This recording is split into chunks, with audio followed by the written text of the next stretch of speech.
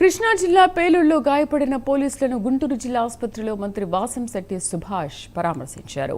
క్షతగాత్రులను ఆసుపత్రిలో మెరుగైన వైద్యం అందుతుందని ఆయన తెలిపారు. సీజ్ చేసిన ఫైర్ క్రాకర్స్ పేలడంతో ప్రమాదం జరిగిందని చెప్పారు.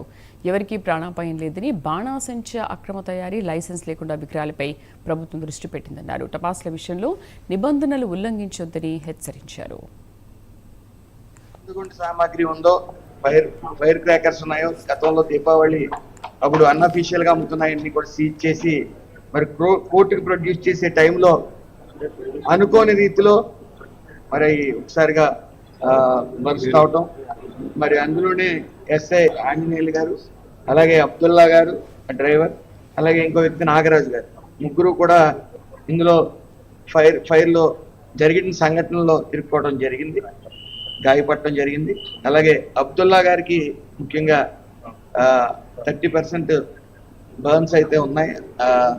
దానివల్ల ఇంచుమించు ఆయన బీపీ అప్ అండ్ డౌన్స్ అనేవి స్టార్టింగ్లో ఉన్నప్పటికీ ఇక్కడికి రాగానే యాజమాన్యం అలాగే సిబ్బంది అందరూ కూడా, ఎస్పీ గారు కూడా రావడం జరిగింది.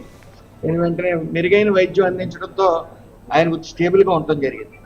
తర్వాత ఇంకా విషయానికి నాగరాజు గారి విషయానికి వస్తే, ఆయనకి ఐలో కొద్ది తగలటం గట్టిగా, ఐ కూడా ఇప్పుడు రేపు స్టిచ్చెస్ వేయటం జరుగుతుంది. సో అతనికి కూడా ఇబ్బంది ఏమి లేదు విజన్ విషయంలో.